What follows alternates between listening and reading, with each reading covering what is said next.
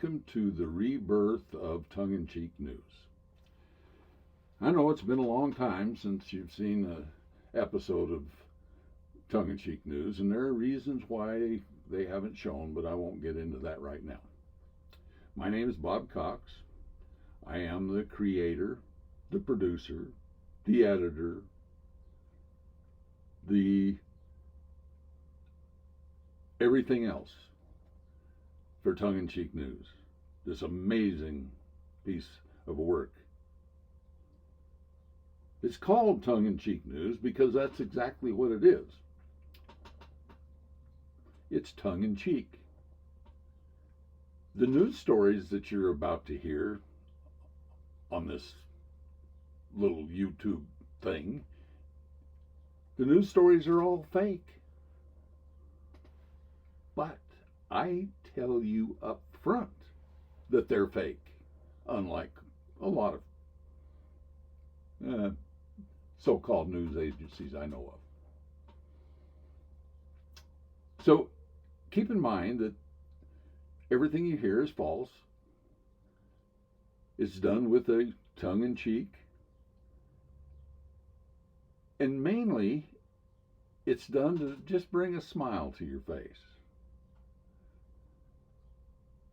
So again, welcome back to Tongue-in-Cheek News. A day or two ago, I came across a news release whereby the Colorado Parks and Wildlife had announced that one of the wolves that had been reintroduced into the Colorado mountains had been killed by a mountain lion in Larimer County. Now, TIC News has learned that there may be a lot more to this story. One of our few roaming reporters has, in a whispered voice, spoken to the cousin of the son of a formerly employed Colorado rancher, and has learned that there may be a secret training camp somewhere in northern Colorado where mountain lions are being trained to kill wolves. The lions are trained to sniff out the wolves, chase them off of the private lands, and kill them on BLM or Forest Service properties. According to our almost reliable source, the ranchers have hired a retired circus lion tamer to do the work. It seems, according to our information, that as more and more of the lions are being trained to kill wolves, there's also a plan to breed these newly trained cats and create a whole new species that will be known as wolf cats. And they will be raised in a secret spot somewhere in the high Colorado mountains where the kittens will be kept warm with solar heaters. It's bound to happen.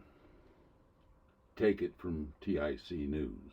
Meanwhile, in an unrelated story, we have learned that Governor Polis has recently signed another law that also concerns the Colorado Parks and Wildlife.